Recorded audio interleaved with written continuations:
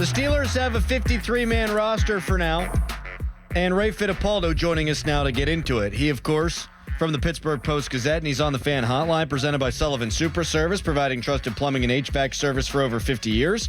Ray is brought to us by Western PA injury attorneys of LGKG. Build on relationships, credibility, and integrity. LGKG.com. Good morning to you, Ray. How you doing? Good morning, guys. How are you? We're very good. Very. We're very good. There's some guy out there window washing, and it has delighted Callis in a way that I don't think window washing should ever delight anybody. But it's making a big boom sound. to each their own. Yep. Ray, any surprises yesterday? Any surprising cuts? Any surprising keeps in your mind?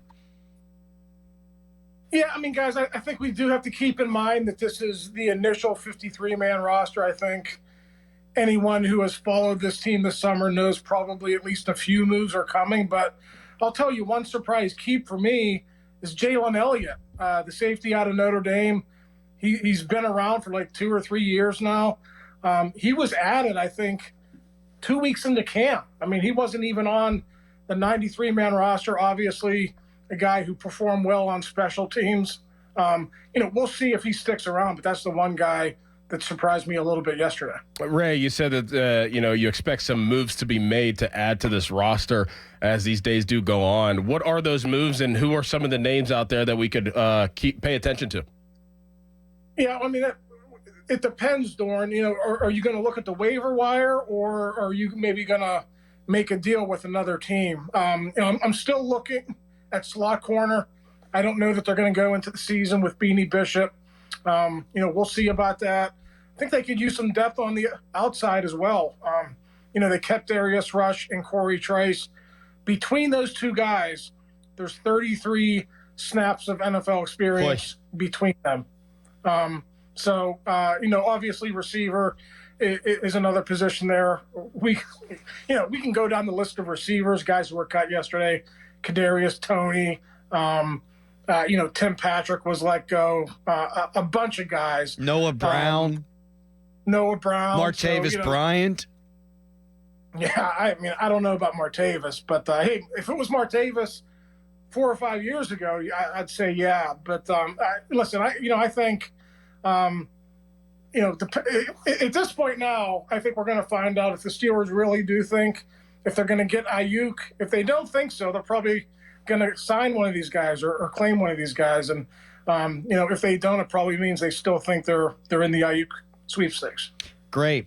Ray, you brought up in our last conversation that you thought there was a possibility of Roman Wilson potentially starting the season on IR. He didn't yesterday, so do you still think that's a possibility? No, I think they would have done it yesterday. Okay. They had two IR, basically 2 free IR designated to returns, and they used one on Jeremiah Moon and they used the other on Dylan Cook. So, to me, Roman Wilson hasn't practiced in a month. He's probably going to be inactive for the first few games of the season until he gets his legs under him. That's another reason, guys, where I think a receiver has to be added. I mean, you're looking at basically having 4 receivers at your disposal for the opener. So I think a move is definitely coming there.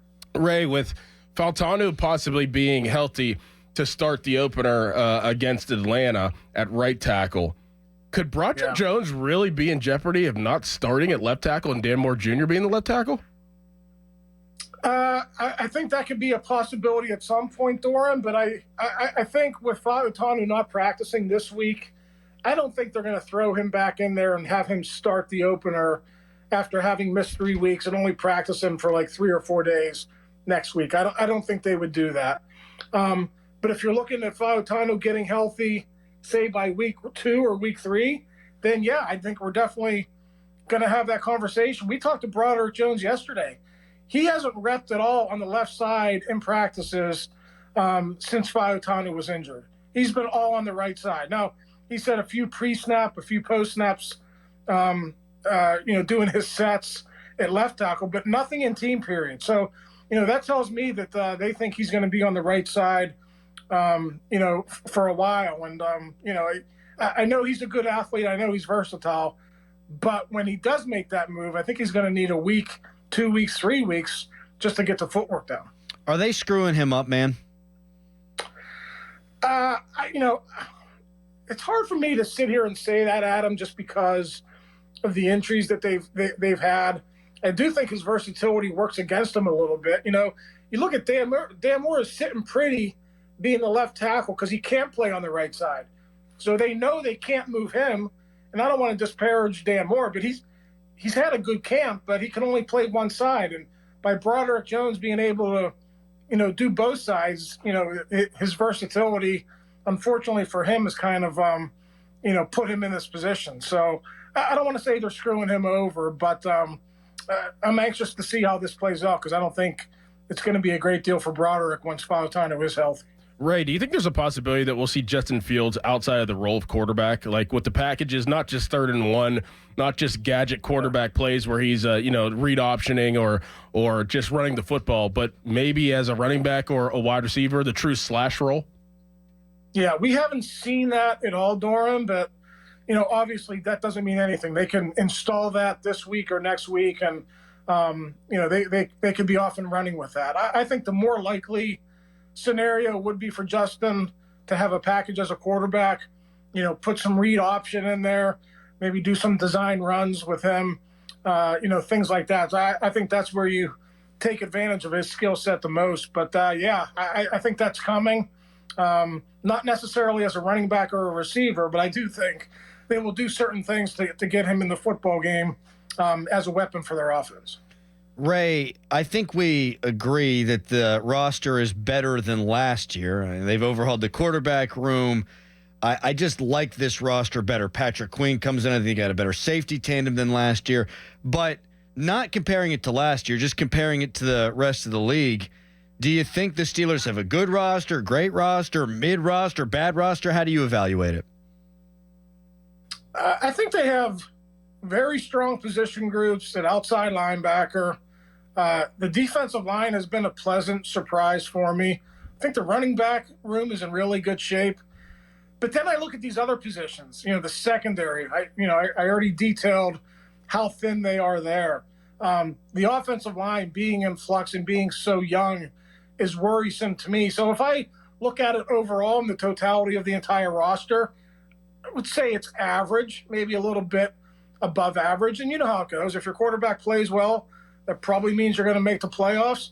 But listen, if they get hit by injuries in the secondary, if they get hit by injuries in the receiver room, it's going to be hard for them to compete. So that's why I think moves are coming here in the next couple of days. Any reason to be worried about JPJ dealing with an injury? I haven't had a chance to talk to Joey since his injury. We'll see if he talks today or next week. We've been led to believe that it is minor. They're resting a lot of guys this week. Corey Trice is being rested. He's on the 53. So this is kind of like a get right week where it's low intensity practices. A lot of guys being held out. So right now it doesn't seem like it's anything major. Ray, when Kaboli wasn't around, did you cry? A little bit. I did shed a tear, but it was 1 week and he's back on his feet. So that's right. You got anything else for Ray, Mr. Dickerson? I'm good. Ray, this was wonderful. Next week, guess what? We'll be previewing a game with you, buddy, and we cannot wait for that. Let's go. Mountaineers. Thank you, Ray. All right. See you guys. See you, Ray. Ray Fittipaldo of the Pittsburgh Post-Gazette. That's a reflex. There's nothing I can do about that. I can tell. That's like when doctor hits you with that rubber little mallet thing. Yeah, or you say that Tim Lester died, and you're like, love that. Yeah, bad non sequitur by me. I'll have to own that. And if they fire me for it, I understand.